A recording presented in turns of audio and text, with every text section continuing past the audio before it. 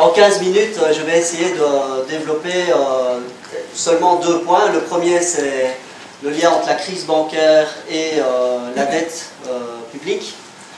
Et deuxièmement, quelques pistes alternatives sur comment faire pour arrêter de banquer. On commence tout de suite. La première chose, je crois qu'il faut bien avoir en tête en tant que militant, disons, contre la dette, c'est que, et c'est ce que tu viens de dire au niveau européen, moi je vais plutôt parler de la Belgique. Je crois que c'est au rôle de chacun, parce qu'il y a beaucoup de pays qui sont représentés ici, de faire le travail pour leur pays et au niveau européen aussi. Mais on nous parle depuis dès maintenant plus de 2 ans qu'il y a un gros problème de dette publique dans les pays de l'Union européenne. En fait, le gros problème, et Aline l'a très bien mis en évidence, c'est une crise de la dette privée.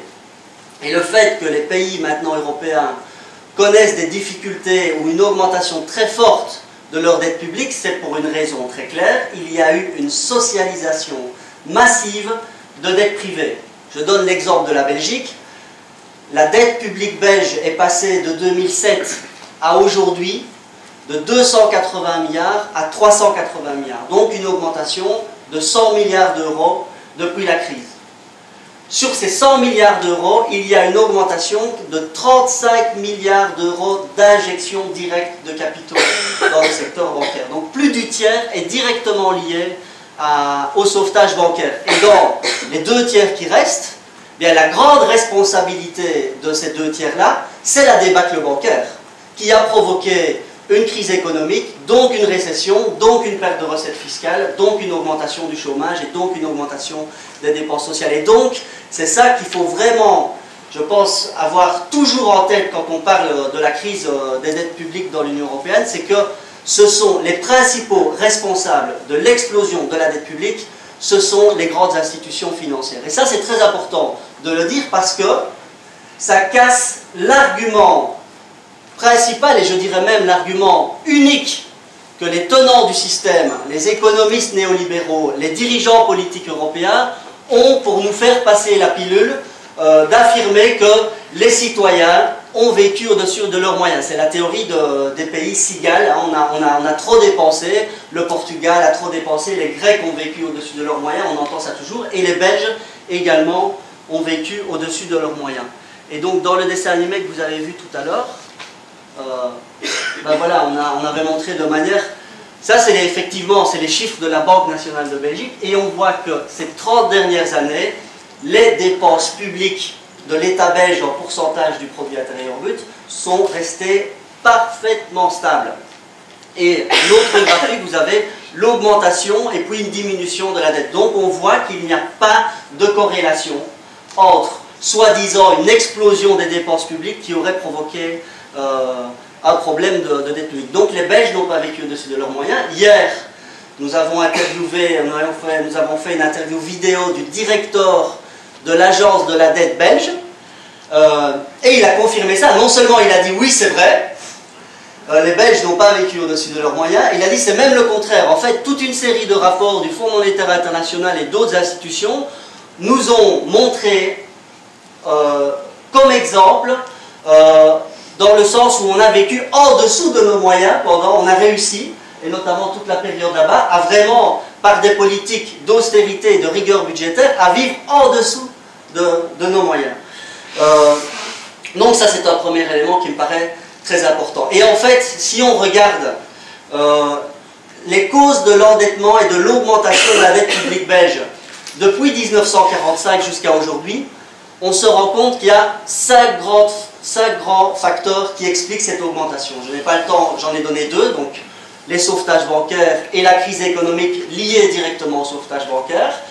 Il y en a d'autres, je ne vais pas les développer ici, mais en tout cas, quand on les analyse, on se rend compte que tous ces choix qui ont été pris,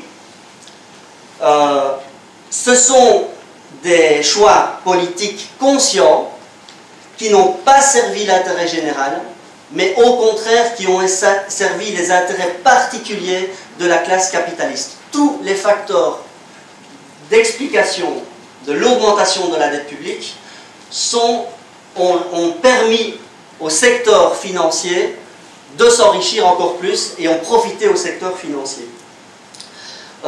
Et pourtant, c'est le secteur financier qui est le principal responsable de la crise et de l'augmentation de la dette, qui paye aujourd'hui les travailleurs avec le gel de salaire les 2 prochaines années, les chômeurs avec la dégressivité du chômage, les pensionnés avec un recalcul du calcul de la pension, l'ensemble des citoyens avec une réduction drastique des dépenses sociales et des services sociaux de base.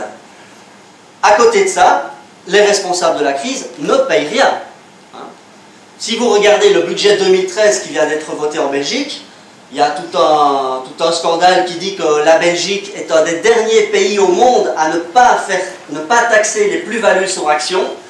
Et donc le gouvernement s'est vanté d'avoir enfin mis en place cette plus-value. Vous savez ce que c'est 0,4% de plus-value sur certaines actions pour certaines entreprises holding.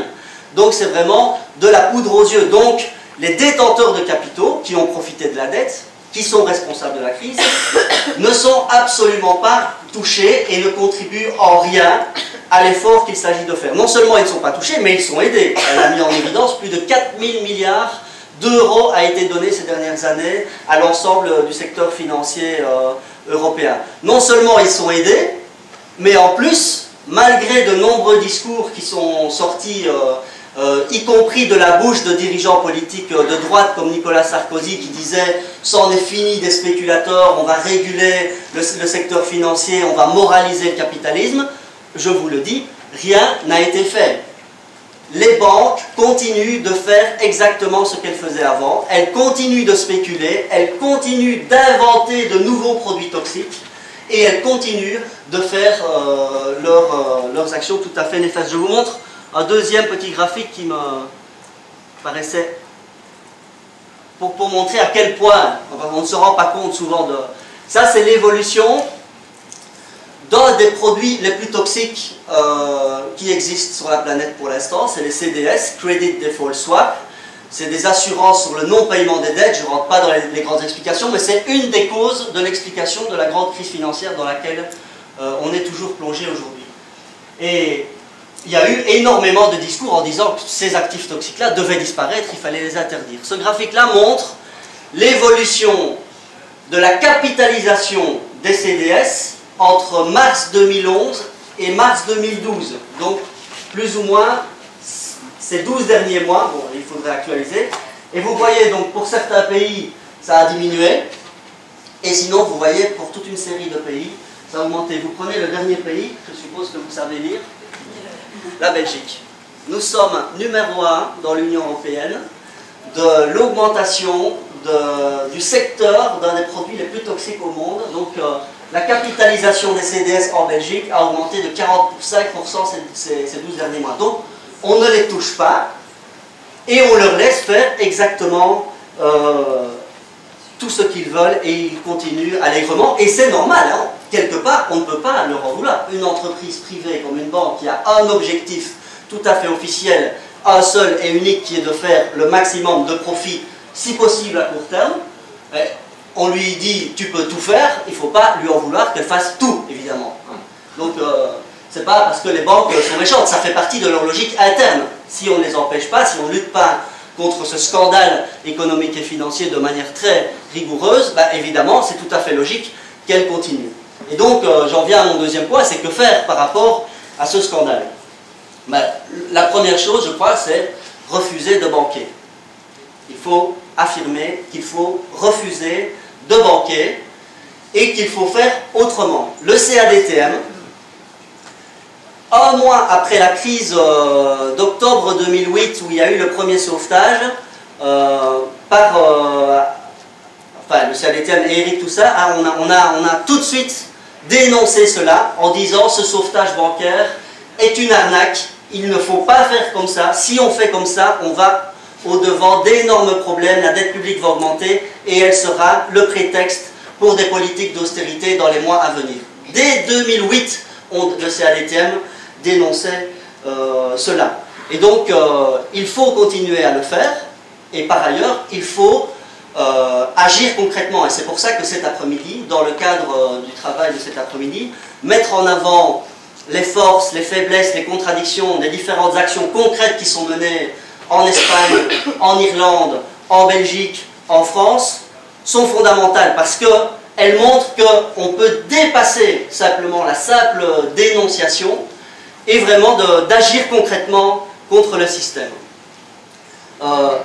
Tout en restant évidemment, conscient que, par exemple, sur le cas de notre recours en annulation contre les garanties d'État données à Dexia, il y a, malgré que nos arguments soient très solides, peu de chances que le Conseil d'État nous donne raison. Mais donc, au-delà de l'action concrète, il y a une dénonciation et il y a le fait qu'on va mettre ça sur le débat public. Et donc, éveiller les consciences et construire petit à petit l'idée que les citoyens peuvent prendre leur avenir en main et passer de l'indignation passive à l'action concrète. Et là, je crois qu'il y a, et c'est notre travail en tant que militants sociaux, il y a un potentiel énorme. Il y a des millions de personnes en Europe qui sont indignées, pour l'instant passivement, et qui vont se mettre en action. Et nous devons participer à ce travail parce qu'on doit toujours se rappeler que la très grande majorité des victoires sociales que nous avons eues partout dans le monde, en fait, qu'elles soient petites ou grandes, sont le produit des mobilisations et des luttes sociales. Et donc, c'est très important de travailler dans ce sens.